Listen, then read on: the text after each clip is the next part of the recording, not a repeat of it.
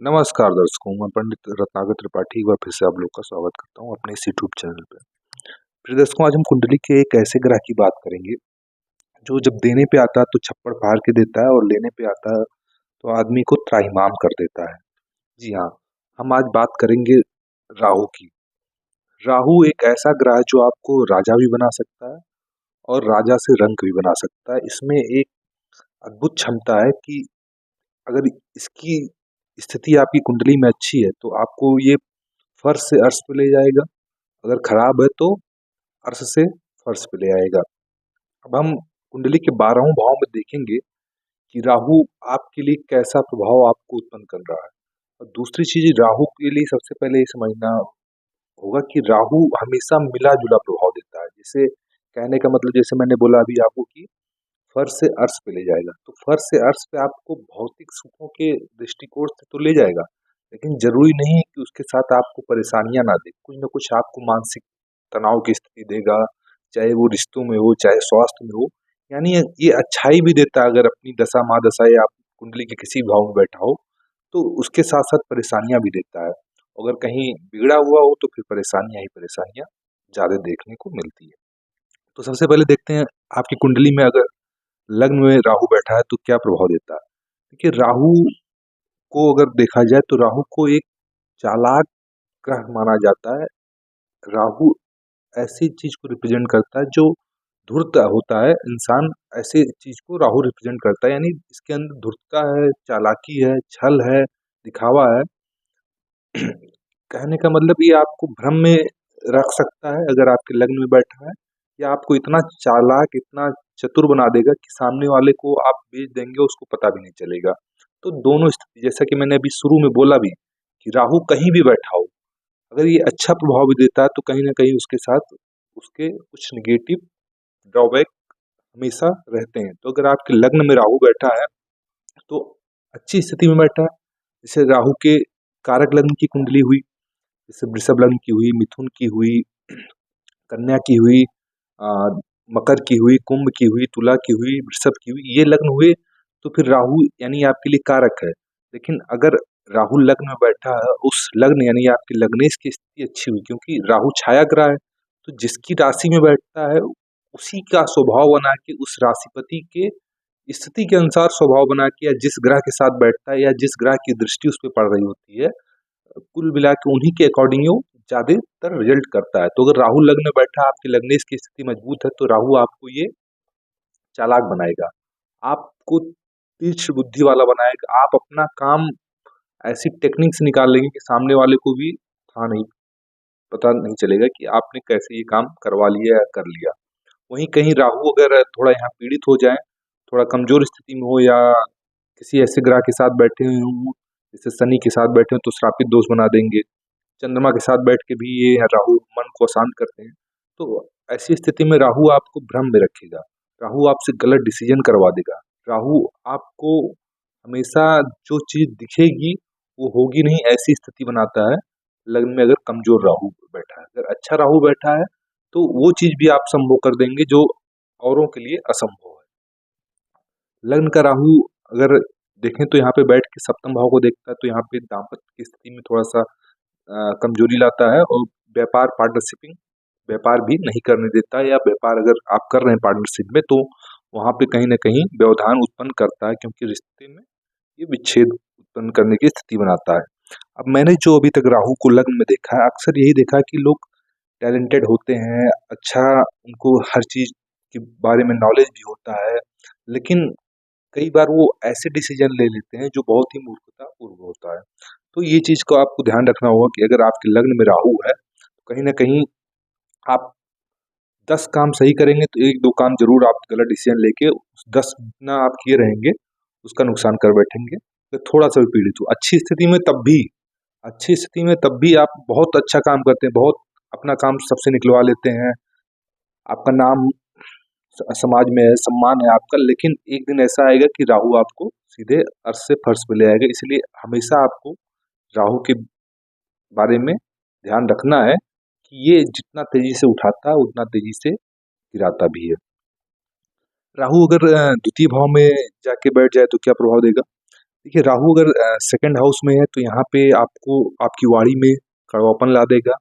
आप अगर राहु यहाँ पे अकेले बैठा है, किसी पापा ग्रह से दृष्ट हो जाता है, जैसे शनि से हो गया, मंगल से हो गया, सूर्य से हो गया, तो ऐसी स्थिति में राहु क्या करेगा, आपके खान पीन पे भी ये असर डालेगा। कहीं ना कहीं आपको मुख संबंधित कुछ समस्या दे देगा, या आपको नेत्र संबंधित समस्या दे देगा।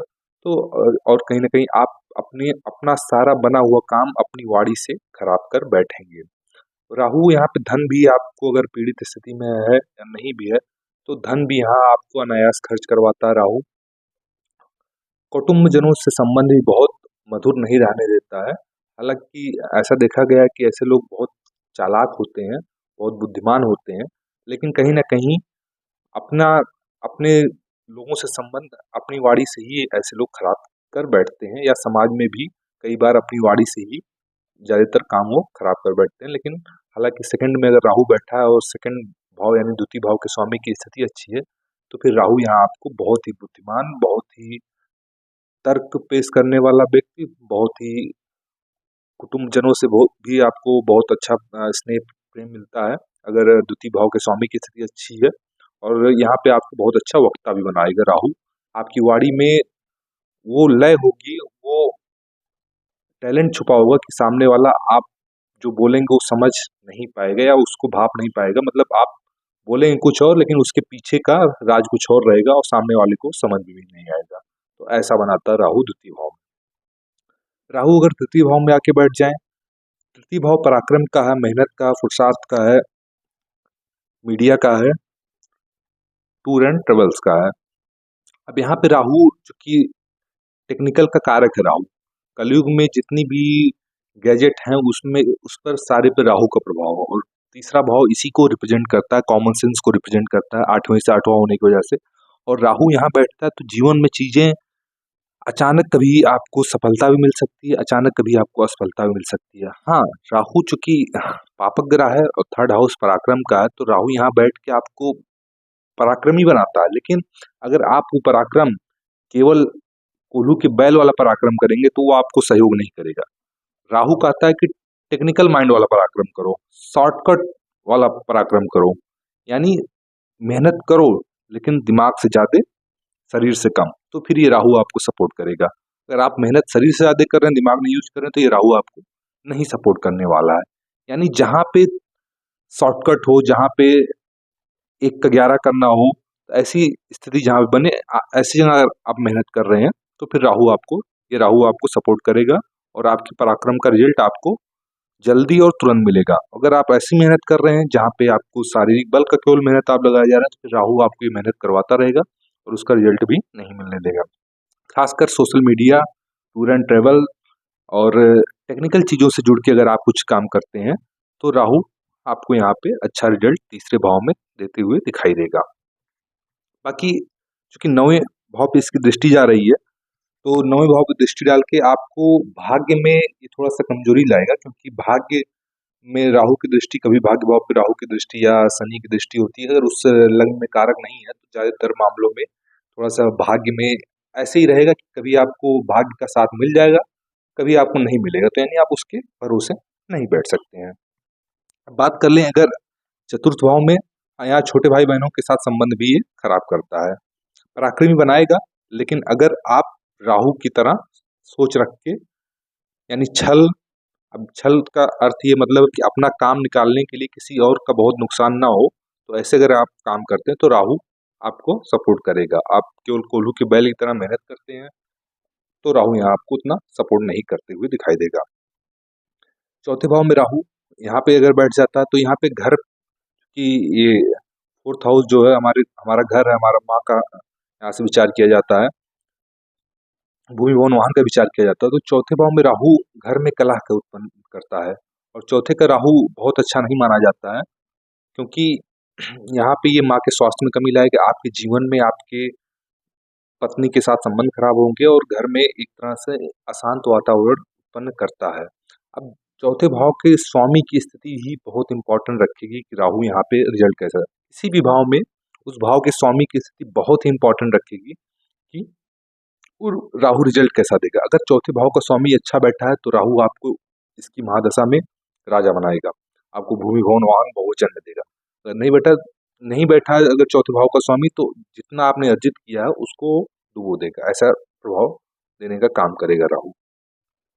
पांचवें भाव में अगर राहु देखें तो राहु पांचवें भाव में अच्छा माना जाता है, और यहाँ पे राहु आपको ज्ञानवान, बुद्धिमान, तीक्ष्ण बुद्धि वाला बनाता है। और राहु यहाँ पे बस एक समस्या उत्पन्न करता है, इसकी महादशा में जब आती है तो शिक्षा में बाधा उत्पन्न करता है। ऐसा व्यक्ति बहुत आपने देखा होगा कि बहुत बच्चे पढ़ने में मन नहीं लगाते हैं, लेकिन चूंकि घर वालों का अनुशासन होता है, प्रेशर होता है, तो वो डिग्री ले लेते हैं, लेकिन फिर भी उनका पढ़ाई में मन नहीं लगता, उतना अच्छे से वो नहीं पढ़ पाते हैं। तो ये पांचवें का राहु कराता है। हालांकि इनका जो पांचवें का राहु होता है, ये किताबी ज्ञान से ज्यादा आपको तर्क वाला ज्ञान देगा। अगर आपकी कुंडली में या आपके बच्चे की कुंडली में है, तो ऐसा लड़का जो होगा, ऐसा व्यक्ति होगा, वो टेक्निकल माइंड होगा, वो जुगाड़ वाला बुद्धि होगा इसके पास। किताबी ज्ञान भले ना हो, लेकिन इसके पास जुगाड़ वाली बुद्धि होगी। पांचवें भाव में राहु अगर बैठा है और पांचवें भाव की स्वामी की स्थिति अच्छी है, केंद्र में है, त्रिकोण में है, तो ऐसा व्यक्ति जुगाड़ू होगा। अपने जुगाड़ से, अपने तर्क से, अपने बुद्धिमत्ता से, अपने ज्ञान से, अपने हर वो काम करने में माहिर होगा, या कह सकते हैं मिट्टी से सोना बनाने में माहिर होगा, अगर पांचवें का राहु अच्छा और पांचवें भाव के स्वामी की स्थिति अच्छी बनी हुई है। संतान में विलंब थोड़ा करता है, ये प्रेम में भी बाधा उत्पन्न करता है, लेकिन यहाँ पे आपको जुगाड़ू बनाता है राहु पांचवें भाव में। छठवें भाव में राहु यहाँ पे शत्रुघ्नता योग लगाता है राहु। हालांकि यहाँ पे पैरों से संबंधित समस्याएं देता है राहु, और कहीं न कमोबेश कुछ न कुछ जीवन में आपके कठिनाइयां यहाँ पे देते रहता है, लेकिन हालांकि वो कठिनाइयां बहुत ज्यादा आपको नुकसान नहीं देती हैं, अगर आपके लग्न में कारक है और छठे भाव के स्वामी की स्थिति अच्छी है तो। ज्यादातर यहाँ पे ये भ्रम की स्थिति उत्पन्न करता है, जैसे किसी चीज में आप ऐसे डिसीजन ले लोगे जो आपको लगे कि आप सही हो, एकदम सही हो, लेकिन आप जब डिसीजन ले लोगे वो गलत हो जाएगा, ऐसा करेगा राहु। आपको कोई दिक्कत नहीं है, फिर भी आपको महसूस होगा कि आपका स्वास्थ्य अच्छा नहीं है। डॉक्टर के पास जाओगे तो आपके पास आपको कोई बीमारी नहीं निकलेगी, लेकिन फिर भी आपको प्रॉब्लम बनी रहेगी। कर्ज की स्थिति बना देगा, तो ऐसे काम करेगा। यहाँ का राहु अगर बिगड़ जाए, बिगड़ा हुआ हो, छठे भाव के स्वामी की स्थिति अच्छी ना हो और लग्न में कारक ना हो, तो फिर राहु की महादशा आपके लिए बहुत ही खतरनाक हो सकती है। हालांकि समस्याएं जो भी आएंगी, यहाँ से शत्रुघ्नता योग बना रहा है, तो उससे आप लड़ने में सक्षम होंगे, लेकिन लड़ने में सक्षम होंगे, लड़ने का मतलब कहीं ना कहीं आपका नुकसान तो होगा ही। 12वें भाव पे दृष्टि डाल के वहां पे समस्या, ये खर्च आपके अत्यधिक कर देगा। सातवें, अच्छा यहाँ राहु बैठा है तो आपको प्रतियोगिता परीक्षाओं में सफलता दिला सकता है, अगर आपके लग्न इसका मित्र हुआ और बाकी छठे भाव के स्वामी की स्थिति अच्छी हुई। कुंडली में चूंकि एक ग्रह पे हम कुंडली को नहीं तोल सकते हैं, तो बाकी ग्रहों को भी देखना होगा, तो प्रतियोगिता में सफलता दिलाता राहु। सातवें भाव की बात करें, सप्तम भाव में राहु बैठता है, तो यहाँ पे चूंकि राहु यहाँ बैठे केतु सामने होगा, तो केतु अगर लग्न में होगा तो कहीं ना कहीं वैसे ही इंसान की जो बुद्धि होगी वो बहुत एक टिकाऊ नहीं होगी। कभी कुछ उसके दिमाग में चलेगा, एक स्थान पे वो टिक नहीं पाएगा, कभी कुछ डिसीजन लेगा, कभी कुछ लेगा। तो ऐसी स्थिति सप्तम में जब राहु होगा तो कहीं ना कहीं दाम्पत्य में भी समस्या उत्पन्न करेगा। ऐसे लोगों को पार्टनरशिप में कोई व्यापार नहीं करना चाहिए। और अगर राहु पे यहाँ सप्तम भाव में बैठा है और कोई एक पापक ग्रह की दृष्टि बन जाती, तो ऐसे लोगों को अपने दाम्पत्य जीवन को भी बहुत संभाल के चलाना चाहिए या संभाल के रहना चाहिए, क्योंकि दाम्पत्य में ये अवरोध उत्पन्न करता है। अगर सप्तम भाव में राहु है, अकेले है, तो वो अकेले है और कोई पापक ग्रह नहीं देख रहा है, तो भी दाम्पत्य में कुछ समस्याएं आएंगी, लेकिन काम चल जाएगा। लेकिन अगर कोई पापक ग्रह देख लेगा, फिर यहाँ पे समस्या उत्पन्न करेगा। राहु सप्तम में है अगर, तो कहीं ना कहीं आपके लिए उतना सहयोगी नहीं होगा। अगर कारक भी है तो भी मैं मानता हूँ, क्योंकि केतु लग्न में बैठ जाएगा, तो ऐसी स्थिति में राहु आपके लग्न पे दृष्टि डालेगा, केतु लग्न में होगा, तो भ्रामक स्थिति आपके जीवन में ज्यादा बनी रहेगी और इल्यूजन आपके साथ ज्यादा होगा। चीजें जो दिखेंगी होंगी नहीं, होंगी तो दिखेंगी नहीं, ऐसी स्थिति बनाता है ये राहु और केतु, अगर लग्न से इनका संबंध बन रहा है। अब बात करें, अगर अष्टम भाव में अगर राहु आ जाता है, अष्टम भाव में राहु आएगा तो यहाँ पे चूंकि ये आकस्मिक चीजों का यहाँ विचार किया जाता है, आकस्मिकता का भाव है, और यहाँ से मृत्यु का भी विचार किया जाता है। तो ऐसे लोगों को अपने जीवन में, अब जैसे राहु आपके अष्टम में हो, कहीं राहु की महादशा आ गई, आपके अष्टम में की स्थिति अच्छी नहीं हुई, तो ये राहु आपके लिए खतरनाक हो जाएगा। राहु आपको इतना परेशान कर देगा कि आप त्राहिमाम हो जाएंगे, ऐसी स्थिति करता है। लेकिन अगर लग्नेश अच्छे हैं, अष्टमेश भी आपके अच्छे हैं, तो राहु आपको अकस्मात लाभ करवाएगा, धन लाभ करवाएगा। लाभ का मतलब हमेशा धन से नहीं होता, किसी भी चीज में आपको, जैसे आप किसी चीज का इंटरव्यू देने जा रहे हैं या एग्जाम दिया, आपको उम्मीद नहीं है कि आपका निकलेगा, लेकिन ये फिर राहु अगर अष्टमेश अच्छे हैं, राहु आपके लगन के लिए कारक है, तो वहाँ आपको परिणाम आपके पक्ष में मिल जाएगा। और यहाँ से राहु बैठेगा तो केतु द्वितीय भाव में होगा, और राहु की दृष्टि जाएगी द्वितीय भाव में। तो फिर वही कहूंगा, आपको अपनी वाणी पे विशेष ध्यान देना है, क्योंकि आपकी वाणी आपके बने हुए काम को खराब कर सकती है। कुटुंबजनों का सहयोग थोड़ा सा मिलने में आपको समस्या होगी। बाकी धन के मामले में भी केतु अगर बैठा है वहां, राहु की दृष्टि जा रही है, तो धन को भी आपको ज्यादातर अपने धन को सॉलिड में कन्वर्ट के लिक्विड में रहेगा, तो फिर आपके धन खर्च होते रहेंगे। और चूंकि अष्टम में बैठा है, तो यहाँ पे भ्रम की स्थिति वही उत्पन्न करेगा। हालांकि अकस्मात आपको लाभ दिलाने का काम भी करेगा, धन दिलाने का काम भी कर सकता है, अगर जैसा मैंने बोला लग्नेश की स्थिति अच्छी है और अष्टमेश, अष्टम भाव के स्वामी भी अच्छे बैठे हैं, तो अकस्मात आपको लाभ भी दिलाएगा। लेकिन आपको उस क्षेत्र से जुड़ना पड़ेगा, जैसे शेयर मार्केट वगैरह से। पंचम भाव में बैठा है तो भी शेयर मार्केट वगैरह से भी अच्छा रिजल्ट करता है राहु। तो उस चीज से अगर आप जुड़ते हैं जहाँ अचानक धन लाभ की स्थिति बने, तो ये राहु आपको लाभ दे सकता है, लेकिन मानसिक तनाव देगा ही देगा जब इसकी दशा महादशा आएगी, अगर अष्टम में राहु बैठा हुआ है। अगर बात कर लें, अगर नवम में राहु बैठा हुआ है, नवम का राहु आपको धार्मिक तो नहीं बनाता है, लेकिन इंसान इतना धर्म मानता है, जिस चीजों को तर्क के तौर पे अगर वो एग्री हो जाता है उस बात से, तो उतना धर्म को मानता है। और मतलब अंधविश्वासी नहीं होता है, धर्म को इतना मानता है जितना वो तर्क संगत होता है। तो राहु यहाँ बैठता है तो पिता से मतभेद होता है, भाग्य का सहयोग तो मिलता है, क्योंकि पापक ग्रह भाग्य भाव में अच्छा प्रभाव देते हैं।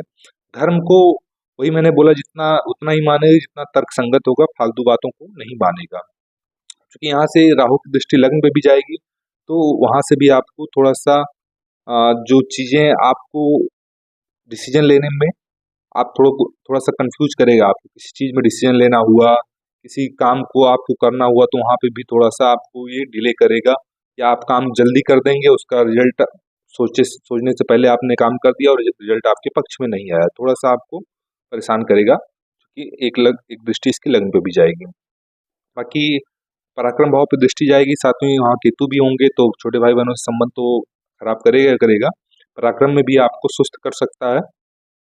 भाग्य के भरोसे हो सके आप बैठ जाएं, अगर नवम की स्थिति भी सही नहीं हुई नवम भाव के, तो ऐसी स्थिति में आपको आलस्य दे देगा ये। लेकिन अगर नवम भाव के स्वामी की स्थिति अच्छी हुई, तो राहु यहाँ पे आपको अच्छा रिजल्ट देखेगा, देने में माहिर होगा, क्योंकि यहाँ पे ये आपको भाग्य का सहयोग दिलाएगा, पराक्रम का भी सहयोग दिलाएगा, भाग्य का भी सहयोग दिलाएगा।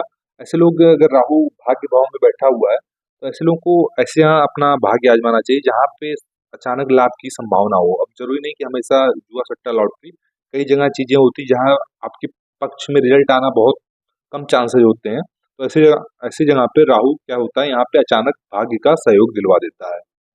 राहु अगर दसम में आके बैठ जाए, दसम भाव जो है कर्म का है, और राहु यहाँ पे दसमस्त राहु को कारक माना गया है, कारक माना है, राजनीति के लिए बहुत अच्छा रिजल्ट करता है, लेकिन हर स्थिति में नहीं होता है। अब राहु की महादशा किस उम्र में आपकी आ रही है, दसम भाव के स्वामी कहाँ बैठे हुए हैं, सूर्य की स्थिति क्या है, गुरु की स्थिति क्या है, सारे ग्रहों को देखना होता है। फिर भी अगर राहु आपके दसम में है और दसम भाव के स्वामी खुद दसम में है, या लाभ भाव में, या नवम में है, लग्न में है, पंचम में है, तो ये राहु आपको ज्ञानवान, बुद्धिमान, आपके कार्य क्षेत्र में आपको सफलता दिलाएगा। देखिए, राहु कभी भी आपको बैठे बिठाए कुछ भी दिलाने का काम नहीं करेगा। आप मेहनत करोगे, आप कर्म करोगे, तो राहु कोई भी ग्रह, अगर जो पापक ग्रह हैं, जैसे शनि हो गए, राहु हो गए, मंगल हो गए, तो कभी आपको ये बैठे बिठाए नहीं देने वाले। आपको कदम उठाना होगा, आपको आगे बढ़ना होगा, फिर ये आपको रिजल्ट करेंगे। हो सके एक बार, दो बार, तीन बार आपको असफलता भी मिले, लेकिन फिर भी आपको चलते रहना होगा, तभी ये ग्रह जागृत होते हैं और अपना संपूर्ण रिजल्ट देते हैं, फिर आदमी को फर्श से अर्श पे उठा के ले जाते हैं। यहाँ पे राहु दसम में बैठेगा तो पिता से संबंध थोड़ा मतभेद रहेंगे, वैचारिक मतभेद रहेंगे, ऐसे कुछ नहीं। पिता के स्वास्थ्य में भी कमी ला सकता है राहु। केतु चूंकि चतुर्थ में होगा, तो वहाँ माँ तो स्वास्थ्य में वो घर में कलह का उत्पन्न करेगा, क्योंकि राहु की दृष्टि भी जाएगी। तो कार्य क्षेत्र के लिए बहुत उत्तम है राहु की स्थिति दशम भाव में, लेकिन बाकी पारिवारिक जीवन के लिए थोड़ा सा यहाँ समस्या है। स्वास्थ्य में पिता के स्वास्थ्य में और माता के स्वास्थ्य में भी एक कमी लाएगा, घर में कलह कराने का काम करेगा। हालांकि आप दुनिया को समझने में, जानने में और अपना काम निकलवाने में, अपना काम करवाने में माहिर होंगे, क्योंकि दसमस्त राहु आपको बुद्धिमान, ज्ञानवान बनाता है और राजनीतिक बनाता है, और कुटिलता भी आपको देता है, जिससे आप राजनीति में सफल हो सकते हैं या अपने करियर क्षेत्र में आगे बढ़ सकते हैं अपने ज्ञान और बुद्धि और जुगाड़ और कुटिलता के बल। अब बात करें, अगर राहु अगर 11th हाउस में आके बैठ जाता है, यहाँ पे राहु को कारक माना जाता है। 11th हाउस में कहा जाता है कि राहु अगर बैठा तो आपको कभी धन की कमी नहीं होगी, लेकिन इस भाव के स्वामी की स्थिति भी देखनी पड़ेगी कहाँ पे है। अगर 11th हाउस यानी लाभ भाव के स्वामी केंद्र में, त्रिकोण में बैठे, नवम में बैठे, तो फिर राहु की महादशा का आपको इंतजार होना चाहिए। आपको रंग से राजा ये राहु जरूर बनाएगा। अगर पीड़ित है तो फिर राहु की महादशा में आपको सावधान हो जाना चाहिए, क्योंकि ये फिर राहु आपको कष्ट देगा। बाकी लाभ के मामले में मैंने जैसे कहा कि अगर उस भाव के स्वामी की स्थिति अच्छी होगी तो फिर हर तरफ से, चौतरफ से आपको लाभ दिला सकता है। ऐसे लोगों के कई इनकम सोर्स हो सकते हैं जिनके राहु लाभ भाव में बैठे हैं। शेयर मार्केट से भी अच्छा अर्निंग कर सकते हैं, जॉब भी कर सकते हैं। ऐसे लोग टेक्नोलॉजी से संबंधित कुछ काम कर सकते हैं, सोशल मीडिया से रिलेटेड कुछ काम कर सकते हैं। 11th का राहु आपको एक नहीं कई एक इनकम का सोर्स देता है, आपकी इच्छाओं को पूर्ति भी करता है, अगर 11th हाउस के स्वामी की स्थिति अच्छी हुई। बात कर लें, अगर 12th हाउस में राहु बैठा हुआ है, 12th हाउस में राहु बहुत अच्छा नहीं माना जाता, क्योंकि यहाँ पे खर्च का भाव है। राहु जाके यहाँ पे मानसिक तनाव, अस्थिरता देता है, आपके खर्च अनायास करवाता है, कोर्ट कचहरी के चक्कर, यहाँ पे कारागार योग लगाता है। बस इस 12वें भाव में अगर राहु आपके बैठा है तो 12वें भाव के स्वामी की स्थिति अगर खराब हुई तो फिर राहु आपको अपनी महादशा में त्राहिमाम कर देगा, और फिर आपको सावधान हो जाना चाहिए। अगर फिर भी 12वें भाव में राहु बैठा है और इस भाव के स्वामी की स्थिति अच्छी है, तो राहु, अगर आप अपने जन्म स्थान को छोड़ के बाहर कहीं विदेश चले जाते हैं तो राहु आपको सपोर्ट करेगा, और अपने इनकम अर्निंग का सोर्स कुछ ना कुछ किसी जरूरतमंद, असहाय, गरीब व्यक्ति को दें, फिर ये राहु आपको लाभ करा सकता है। तो दर्शकों, आज ये रही राहु के विषय में चर्चा, राहु की महादशा और राहु का कुंडली के 12वें भाव में क्या प्रभाव होगा और इसकी महादशा में आपको कैसे रिजल्ट मिलेंगे। जैसे मैंने पहले भी कहा कि कुंडली एक ग्रह में नहीं चलती है, सारे ग्रहों को देखना होता है। लेकिन जितनी चर्चा अभी मैंने यहाँ की, अगर राहु की महादशा आएगी तो जिन चीजों पे, जिन विषयों पर मैंने चर्चा की है, आपको देखने को मिलेगा। अगर उस भाव के स्वामी की स्थिति अच्छी हुई, लगने से अच्छे हुए, राहु अच्छे भाव में बैठा है, तो ये आपको निश्चित ही ऊपर की तरफ ले जाएगा। हालांकि राहु जो राजयोग देता है वो बहुत लंबे समय तक नहीं स्थिर रहता है, तो ये हमेशा आप सावधान रहिएगा कि राहु की महादशा में अगर आप आगे बढ़ रहे हैं तो नीचे आने का भी खतरा उतना ही रहेगा। ये आपको हमेशा सावधान रहना पड़ेगा इस चीज के लिए भी। अगर आपकी कुंडली में राहु पीड़ित, राहु से परेशान है, राहु की महादशा आपकी खराब जा रही है, राहु आपको त्राहिमाम कर दिया है, तो एक लाजवत पत्थर होता है, उसको आप 9.5 रत्ती का चांदी के धात में बनवा के दाहिने हाथ की माध्यमा उंगली में, पुरुष और महिला बाएं हाथ की माध्यमा उंगली में, बुधवार के दिन थोड़ा सा गणेश जी की पूजा करके उसको डालें, और गणेश जी को बुधवार के बुधवार दुर्वा अर्पित करें और सूर्य भगवान को जल चढ़ाएं। ये सारे उपाय करके राहु की महादशा में आपको आराम से निकला जा सकता है। क्योंकि राहु की महादशा में दूसरी चीज आपको ये भी ध्यान देना होगा, कोई बड़ा काम आपको शुरू करना है, कोई बड़ा डिसीजन लेना है, आपके जीवन का कोई बड़ा डिसीजन आ जाए, कोई पॉइंट आ जाए, तो उस समय राहु की महादशा में आपको थोड़ा सा सब्र रखना पड़ेगा, थोड़ा सा इंतजार करना पड़ेगा। अगर आपको सफलता नहीं मिल रही है तो आपको आतुर होकर हताश नहीं होना है। जब राहु की महादशा खत्म होगी, अगर आपके लिए कारक नहीं है तो फिर आपको रिजल्ट मिलेगा। अगर आपके लिए कारक है तो कहीं ना कहीं राहु की महादशा में ही आपको रिजल्ट मिलेगा, जब उनमें कारक ग्रहों के अंतर आएंगे आपके। जैसे अगर आपके लिए चूंकि राहु कारक होगा तो शुक्र आपके लिए कारक होगा, शनि कारक होगा, तो राहु में शुक्र का अंतर आएगा, तो उसका इंतजार करिए। राहु में आपका सूर्य का अंतर भी आपको अच्छा रिजल्ट देगा, अगर सूर्य और राहु की दोनों की स्थिति अच्छी है। राहु में आपका बुध का अंतर बहुत अच्छा रिजल्ट देगा, अगर राहु की स्थिति अच्छी है तो बुध की स्थिति भी अच्छी है। अब स्थिति का मतलब, राहु मैंने बोला राहु अगर आपको बहुत बढ़िया रिजल्ट देगा तो कहीं ना कहीं कुछ कमी देगा। अगर आपको भौतिक सुख सारे दिला रहा है तो कहीं मानसिक सुख आपको छीनेगा। अगर आपको भौतिक सुख भी है, मानसिक सुख भी है, तो कहीं ना कहीं शारीरिक सुख आपसे छीनेगा। आपको भौतिक सुख भी दे रहा है, मानसिक सुख भी दे रहा है, शारीरिक सुख भी देगा, तो कहीं ना कहीं रिश्तों से आपको वंचित करेगा। कुछ ना कुछ ये कमी करेगा। अगर आपको कुंडली में अच्छा भी है तो भी अगर आपको सब कुछ दे रहा है, अगर खराब है तो फिर आपको चौओर से सावधान रहना पड़ेगा। और राहु की महादशा को आपको आराम से सावधानी से जो उपाय मैंने बताए वो करके आगे आपको निकलना होगा। आशा होगा आशा है मेरा वीडियो आपको अच्छा लगा। अगर वीडियो अच्छा लगा तो चैनल को लाइक करें, सब्सक्राइब करें, शेयर करें। अगर आप अपनी कुंडली अध्ययन करवाना चाहते हैं तो इस नंबर पे अपना संपर्क कर लें और अपनी कुंडली अध्ययन करवाएं। मैं आपके लिए ऐसे ही वीडियो लाता रहूँगा। और तब तक के लिए नमस्कार।